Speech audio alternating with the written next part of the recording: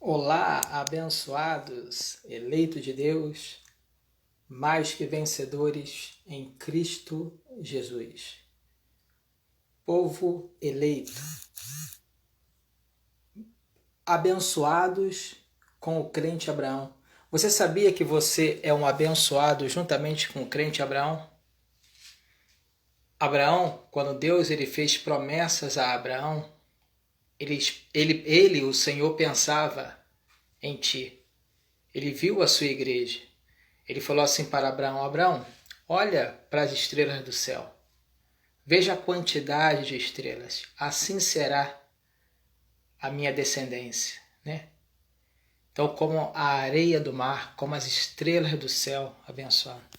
Assim é a descendência de Deus. E nós fazemos parte desses milhares e milhares e milhares que existem. Nós somos uma estrela das milhares. Paulo, escrevendo aos Hebreus, disse: chegaste ao Monte Sião a incontáveis hostes de anjos. Você é um anjo em um vaso de barro, né? Deus criou espíritos desde antes da fundação do mundo, mas o que o Senhor, reservou, né? Os predestinados, os escolhidos, os conhecidos de antemão, que Deus predestinou e colocou num vaso de barro, chamou de filhos. Mas você também tem anjos que não tomaram corpo, que te servem. Paulo, escrevendo aos Hebreus, no capítulo 1, no versículo 14, diz que os anjos são espíritos ministradores enviados a serviço daqueles que hão de herdar a salvação.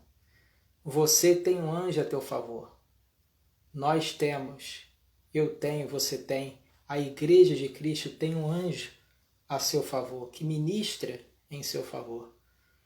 Os anjos, eles estão postos por Deus para ministrar a seu favor, a seu serviço. Pode conferir lá na carta de Paulo aos Hebreus, no capítulo 1, no versículo 14. Paulo fala que os anjos são espíritos ministradores enviados por Deus para servir a favor daqueles que hão de herdar a salvação. Você é a Igreja de Cristo, você é um herdeiro de Deus, um mais que vencedor, um próspero. Você é a carta escrita pelo Deus vivente. Você não é qualquer pessoa nessa terra. Você é um eleito, uma eleita do Senhor, né? Então, eu quero compartilhar, conversar um pouco com vocês sobre esse tema, que fala das Escrituras, que Paulo fala que toda a Escritura inspirada por Deus serve para, né, nos ensinar, nos corrigir, nos redarguir, depende aí da tradução da sua Bíblia, né? Mas diz que é proveitosa. Toda a Escritura, Paulo disse, toda a Escritura. E muitos confundem, né, essa parte que Paulo fala que toda a Escritura é divinamente inspirada por Deus. Muitos não entendem.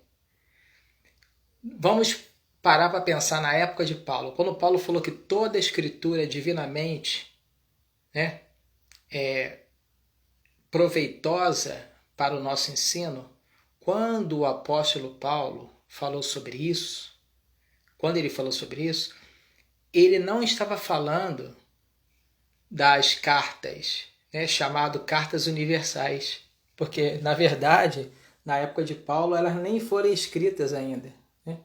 Não falou de 1ª de Pedro, de 2ª de Pedro, né? Não falou de 1ª, 2ª, 3ª de João, não falou de Judas, né? Não falou mais de quê? Não falou de Apocalipse.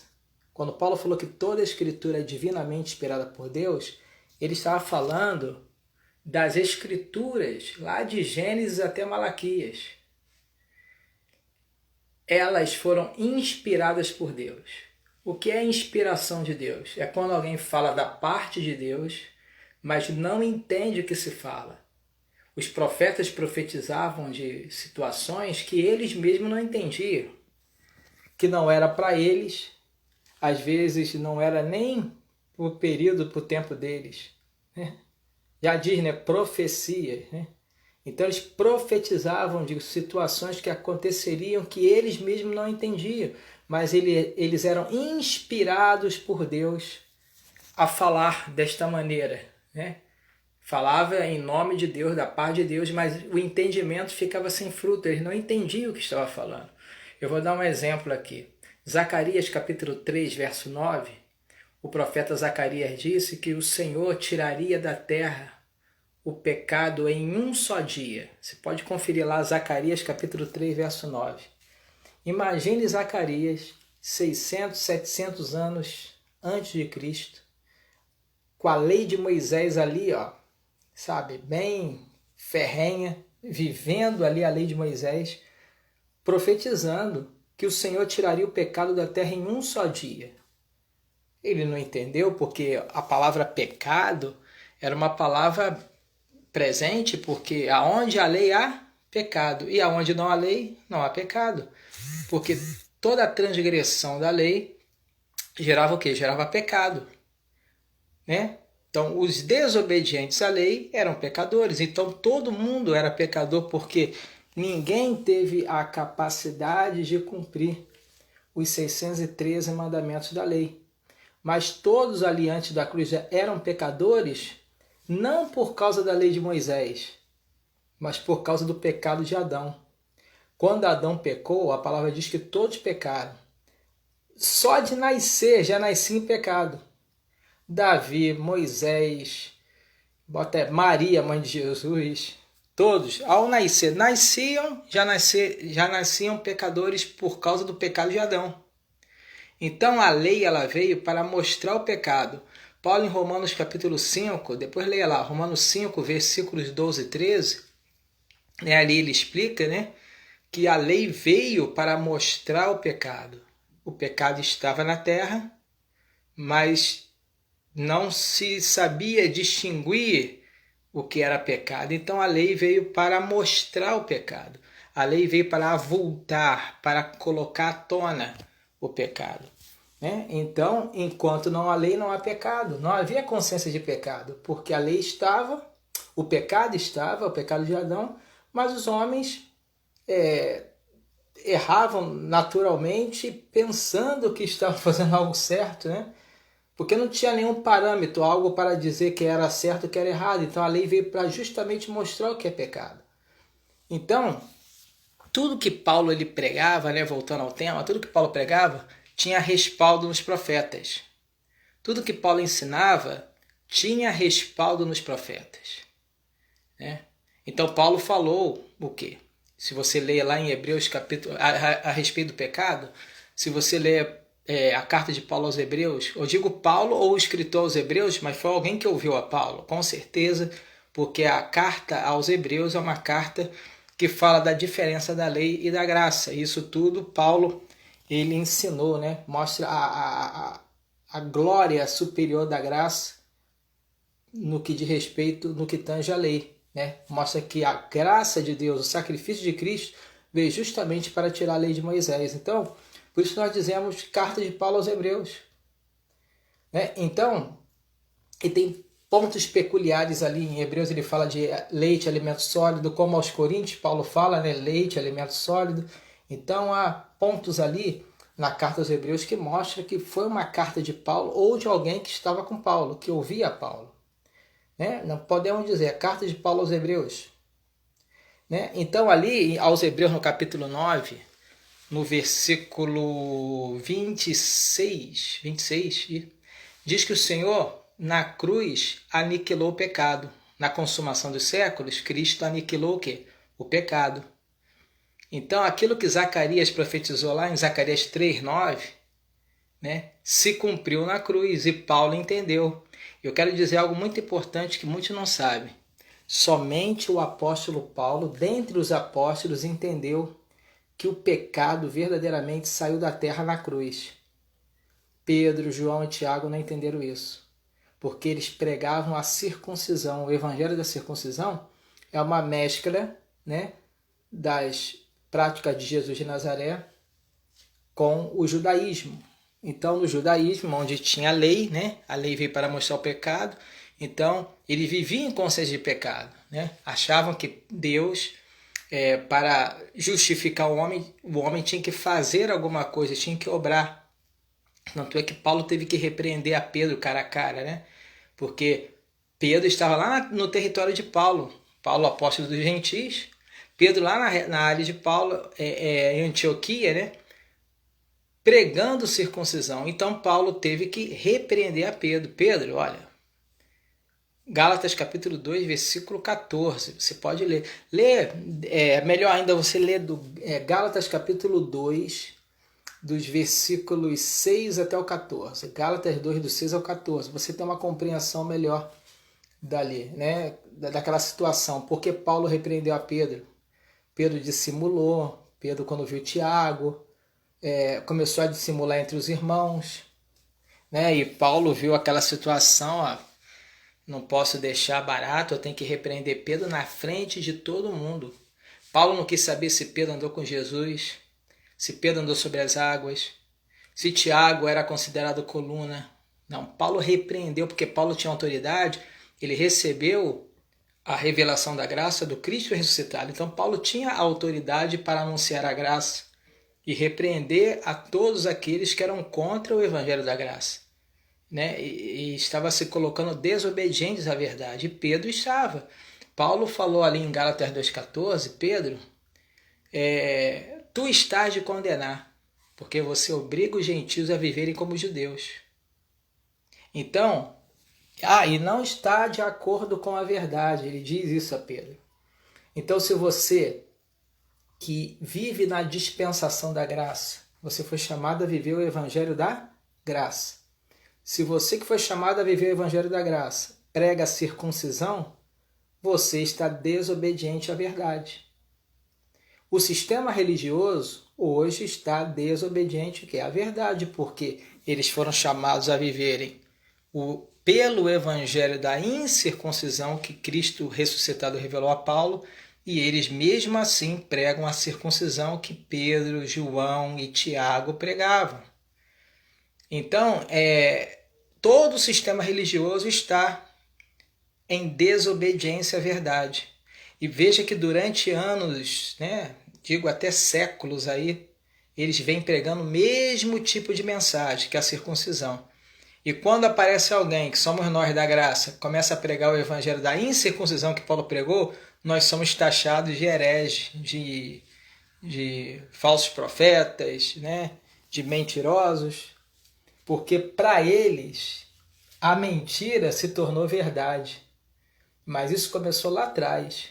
Paulo já profetizou sobre isso, né? Paulo falou, olha, depois da minha partida penetrarão lobos vorazes que não pouparão rebanho, e dentre vós mesmos se levantarão homens falando coisas pervertidas para arrastar os discípulos atrás de si. E isso realmente aconteceu. Essa profecia de Paulo aconteceu. Depois da morte de Paulo, mataram a Paulo, entrou a apostasia. O que significa a palavra apostasia? Afastar-se da fé.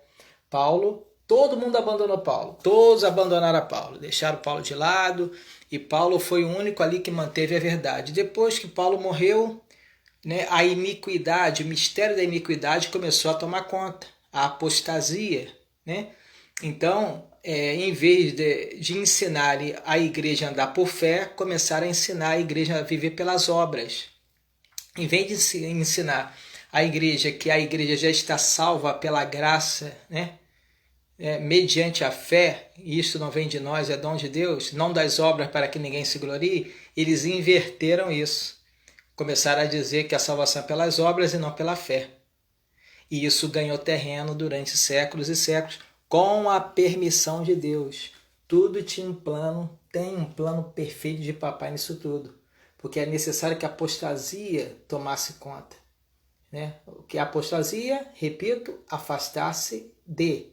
Né? Apostatar da fé é afastar-se da fé.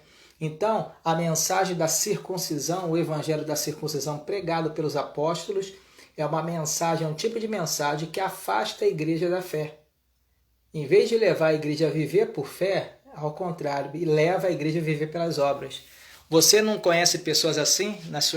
Aí seu vizinho, seus parentes que são cristãos, né? Se dizem cristãos, né? Mas não são, são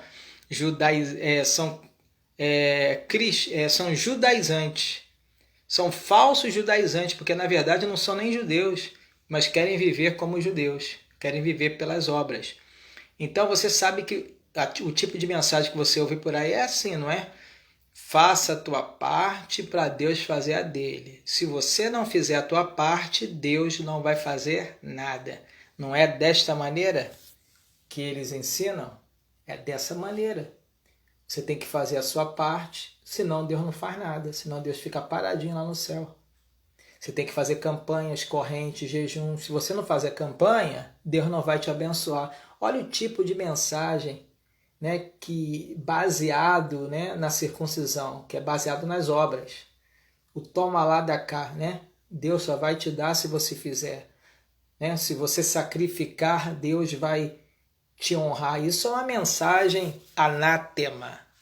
Por que eu digo que é anátema? Se você for lá em Gálatas capítulo 1, dos versos 6 a 9, Paulo fala que se alguém prega evangelho diferente que ele pregou, seja anátema. E Paulo nunca pregou sobre isso, que você tem que fazer, tem que sacrificar, tem que colocar o rosto no pó, tem que fazer corrente, fazer campanhas, subidas aos montes para Deus te abençoar. Paulo, o apóstolo da graça, o apóstolo Paulo nunca pregou isso.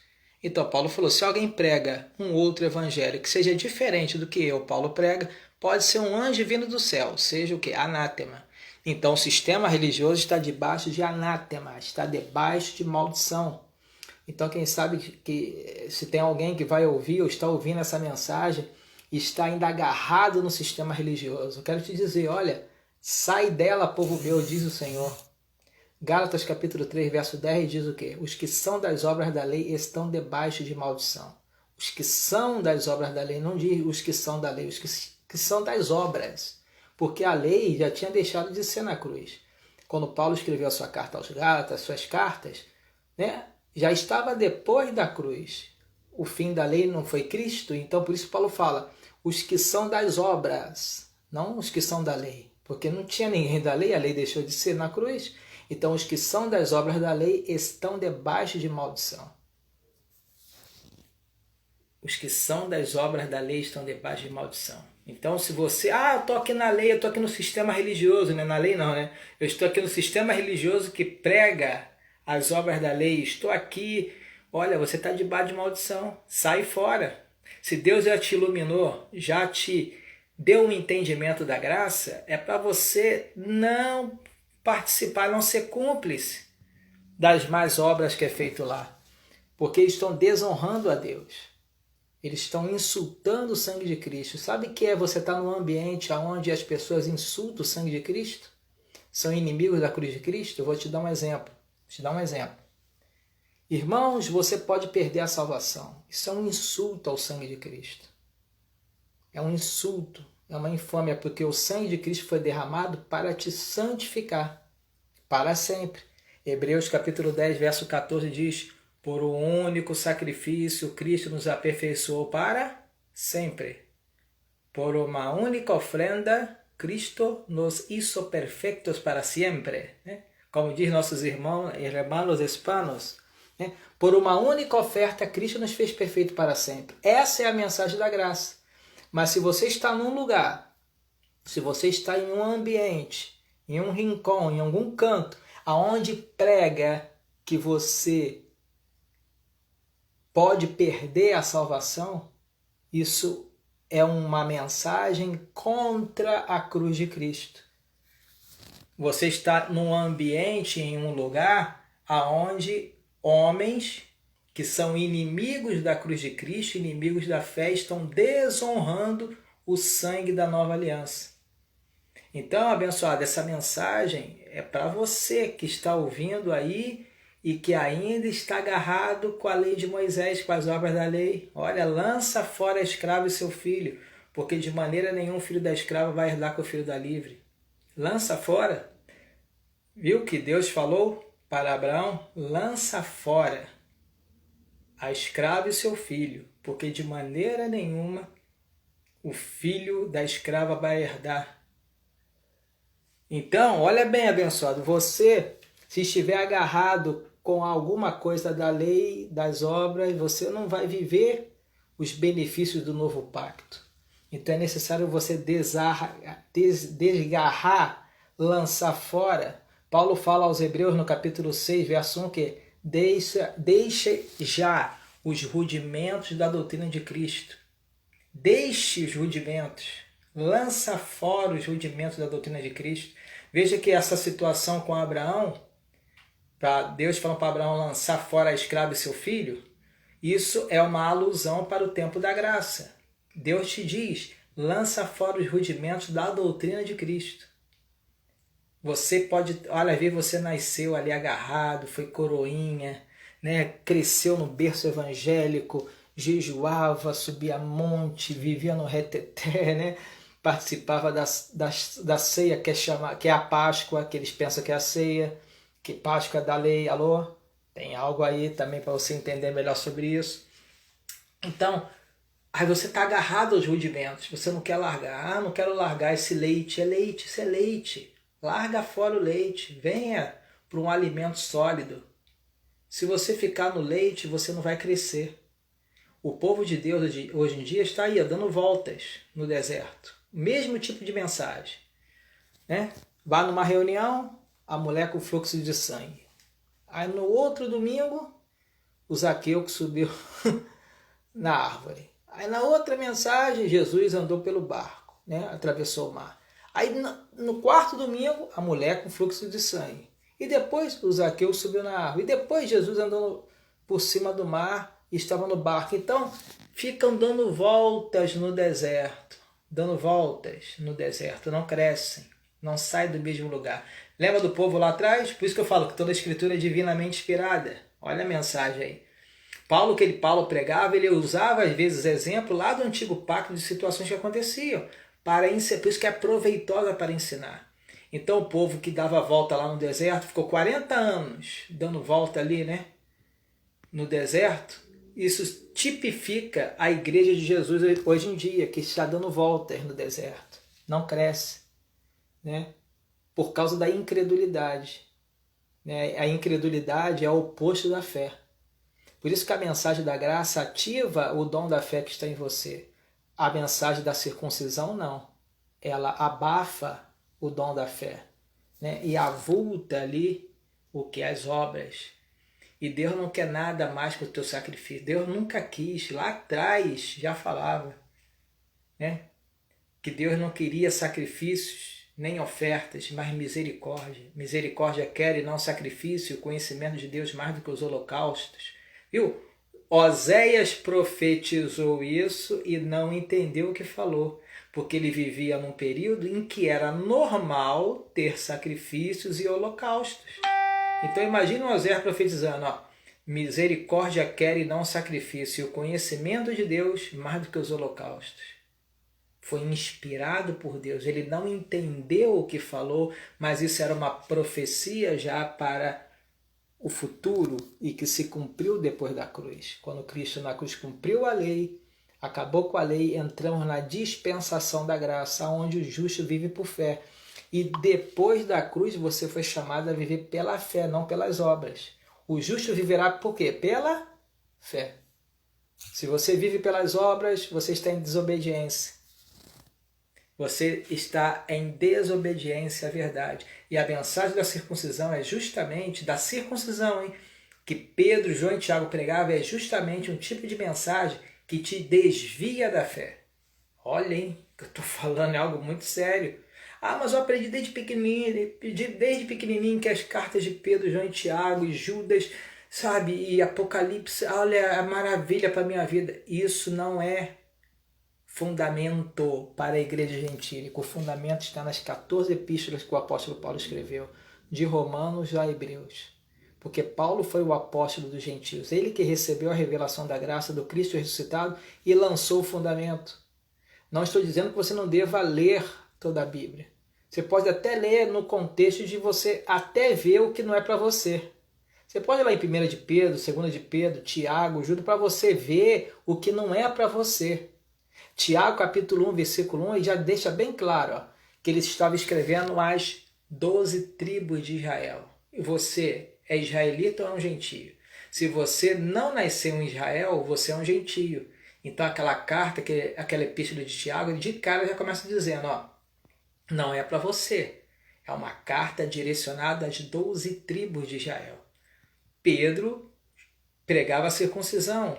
Judas, o apóstolo de Jesus de Nazaré, também circuncisão. Então, abençoado, você tem que... João também, João agarrado ali com Jesus de Nazaré. Então, eles foram apóstolos da circuncisão. Se você quiser saber melhor sobre isso, leia Gálatas capítulo 1, Gálatas capítulo 2, Gálatas capítulo 3, Gálatas capítulo 4. São ali as bases para você entender melhor sobre esse assunto de Paulo com os apóstolos. Também 2 aos Coríntios, capítulo 11, dos versos 1 ao 5. Ali é um arremate tremendo. Segunda carta de Paulo aos Coríntios, capítulo 11, dos versos 1 ao 5. Paulo deixa bem claro ali que quem pregava um outro Jesus, um outro Espírito, um outro Evangelho, eram os apóstolos da circuncisão.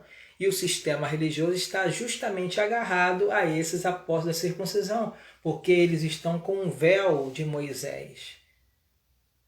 O véu de Moisés, o tipo de mensagem que é pregado no sistema religioso é baseado no evangelho da circuncisão dos apóstolos. Deixaram de lado o apóstolo deles, que é o apóstolo Paulo, o apóstolo da graça, e se agarraram com os apóstolos da circuncisão.